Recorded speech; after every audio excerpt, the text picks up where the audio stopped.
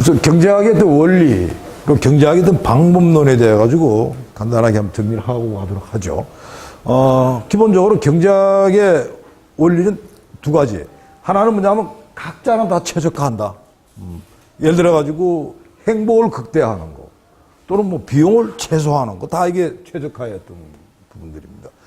그다음 각자가 다 이제 최적화를 하는데, 그럼 전체는 어떻게 되느냐?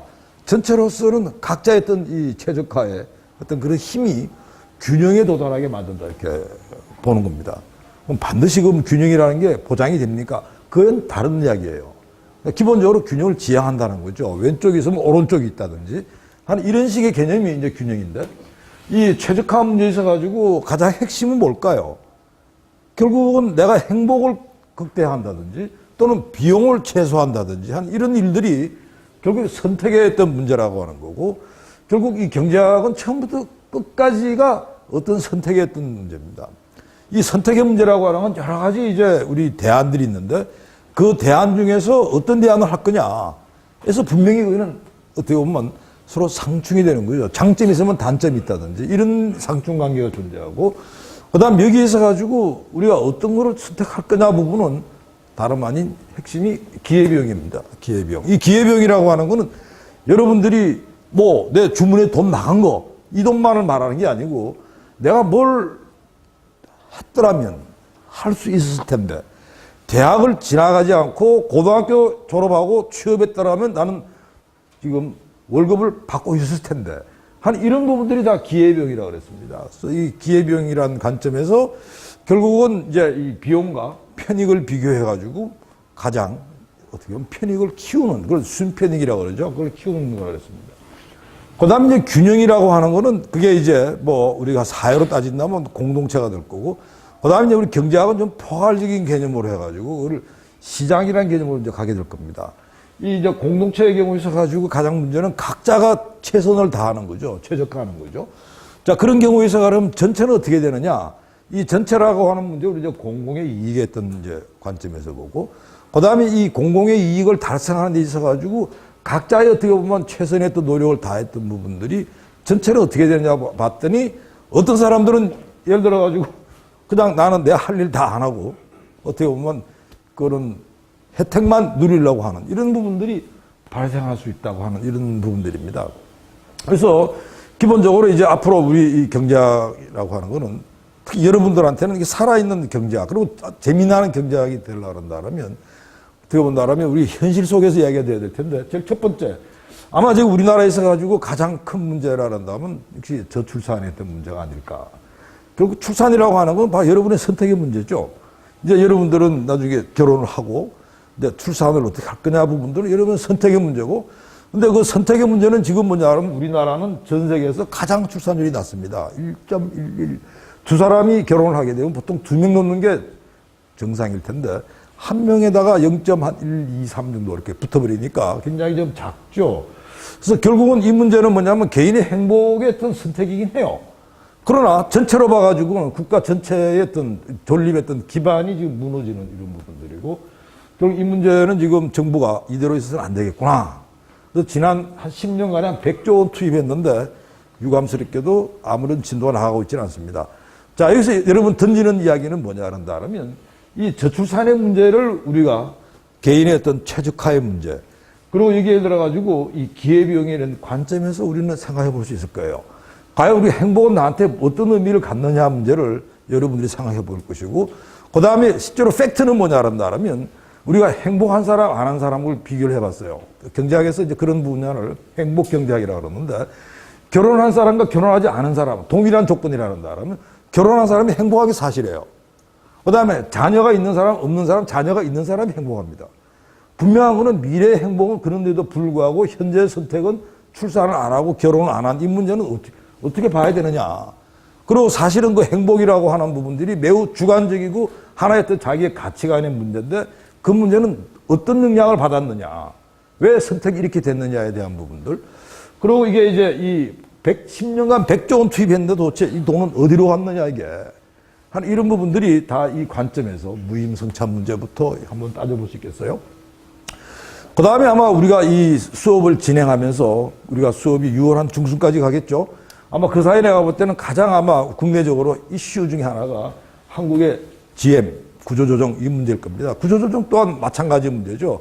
구조조정 경우에 있어가지고 기본적으로 우리 뭐 예를 들어 한국 GM의 노동조합이나 노동자들 입장에서는 GM 그대로 운영돼야 된다는 거고, 반면에 미국 GM 입장에서는 전혀 이 헬프가 안 되니까 우리 떠나야겠다는 그런 입장이죠. 그러니까 그 부분도 하나의 어떻게 보면 선택과 상충 관계에 있던 그런 문제인데, 그러나 이 문제를 미래 관점에서 봤을 때 어떻게 이렇게 사는 대안들이 있겠느냐 하는 이런 부분들. 그래서 이 부분도 여러분들이 어떻게 보면 우리 수업 시간에 우리가 공부를 하면서 이 문제랑 같이 이렇게 하면 좋겠어요. 지금 이 사례로 제시한 거는 여러분들한테 추천하는 겁니다. 여러분들이 발표할 때 이런 걸 케이스로 해가지고 여러분들이 사고를 하는데, 마치 여러분들은 경제학을 처음 시작하지만 마치 경제학도답게 여러분들이 한번 생각을 해보는 이런 게 되겠어요. 그 다음에 경제학의 방법론 부분인데, 경제학의 방법론은 한 축은 이론이고 다른 한 축은 그걸 검증하는 겁니다. 그러니까 예를 들어가지고 이론은 있는데 팩트가 없다? 그건 이론으로서 값어치가 없다고 보는 거죠. 이론은 반드시 검증을 통해가지고 확인이 돼야지 이론으로 성립이 된다, 이렇게 보는 겁니다. 그 다음 그 이론이라고 하는 부분은 우리가 바라보는 어떤 관점 또는 우리가 보는 어떤 그런 이 세상의 어떤 이치, 이 부분을 하나의 어떻게 본다면 가정을 주는 거죠. 사람은 어떻게 행동한다, 뭐 이런 거. 근데 그 가정이라는 게 굉장히 보편타당한 그런 가정들을 가겠죠. 엉뚱한 가정은 아닐 것이고, 그걸 가지고 나름대로 하나 모형을 만들어 보는 거죠. 그래서 이 속에서 우리가 하나 이론을 만들어 봅니다. 그 다음 그 이론이라는 그 부분을 그냥 이론, 내 이론, your 이론, my 이론, 그거로 가지 않는다는 거죠. 반드시 그 부분에 있어 가지고 검증을 거치는데, 검증이라고 하는 건 다름 아닌 통계, 자료 가지고 보는 겁니다. 왜? 한 사람, 두 사람의 문제가 아니고, 이 통계라고 하는 거는 불특정 다수의 어떤 사람들의 어떤 이 뭐랄까, 경험이랄까? 이런 부분들을 우리가 자료, 통계로 만들어 가지고 그거를 분석을 하는 거죠. 근데 여기서 이제 우리가 경제학이 가장 어떻게 본다라면 기여하고 또 어떻게 보면 실천 학문으로서 경제학이 존재하는 거는 뭐냐라면 다름 아닌 이 문제예요.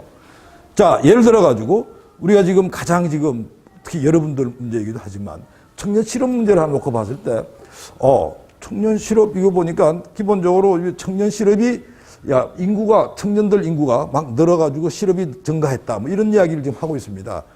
사실은 그 부분은 뭐냐라면 당연히 청년들이 예를 들어가지고 베이비 부모라고 하는 사람들이 이제 6.25 이후에 태어난 사람들, 그 다음에 그 사람들의 자녀들을 우리가 에코붐 세대라고 이야기를 합니다. 베이비붐, 에코붐 그러는데 아마 여러분들 경우는 에코붐 세대보다 조금 더 나이가 좀 더 어릴지는 모르지만 기본적으로 인구 구조 변화 때문에 청년 실업이 악화됐다고 좀 그런 이야기들이 있어요. 그러니까 그걸 우리가 뭐라 하냐면 상관관계라고 합니다. 현상에 나타나고 너무나 당연한 이야기죠. 왜? 청년들이 많이 배출되니까 일자리가 없으니까 실업률이 올라간다. 그것 하나만한 이야기죠. 근데 경제학은 그런 관점이 아니고 왜 청년 실업이 이렇게 더 이렇게 심화가 되고 악화가 됐느냐를 따지는 거죠. 그걸 우리가 인과관계라고 이렇게 따집니다. 그러니까 사실은 청년 실업이 어떻게 보면 이런 식의 어떤 이 상관관계 이런 접근하다 보니까 5년간 10조 투입해도 점점 악화되고 하나도 지금 해결되지 못하고 있는 게 지금 실정입니다. 청년들이 예를 들어가지고 실업, 그래, 그럼 실업수당 줄까? 그 다음 청년들이 스펙 쌌는데 스펙 돈 줄까? 이런 문제 가지고 해결이 안 된다는 거죠. 왜? 그건 상관관계의 문제지 인과관계의 문제가 아니었기 때문에 엉뚱한 처방을 내렸다는 거고. 그 다음에 또 최저임금 문제도 지금 마찬가지입니다. 아마 여러분들 경우는 좀 아르바이트 하면서 최저임금 해가지고 지금 7,530원 맞죠? 그러니까 작년에 비해가지고 무려 한 16% 올랐어요.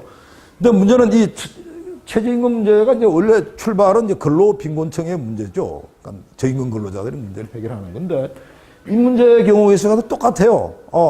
저임금 근로자가 많으니까 최저임금 높여야 된다. 이런 식의 논리 부분은 똑같은 상관관계 부분들입니다. 왜 최저임금, 왜 빈곤근로층이 많아졌느냐에 대한 문제는 규명이 안 된다라면 똑같은 지금 어떻게 본다라면 이 오류를 범하기 쉬운 겁니다. 그래서 경제학은 뭐냐 한다면 인과관계 문제에 더 간다. 그러니까 기본적으로 우리가 자료와 분석을 통해 가지고 뭐를 규명하느냐면 이 부분을 본다는 거죠. 이 부분을. 그래서 여러분들이 이제 앞으로 이 경제학을 이제 원론을 끝나고 아마 앞으로 이제 여러분들이 응용 분야로 막 이제 들어갈 겁니다. 이제 그런 경우에도 똑같이 어떻게 보면 이론과 그리고 이 검증의 문제, 그리고 이 검증 문제 들어가 가지고 마치 여러분들은 경제학도로서 어떻게 본다라면 진단도 내리고 처방도 찾는 이런 일들을 하게 되겠죠.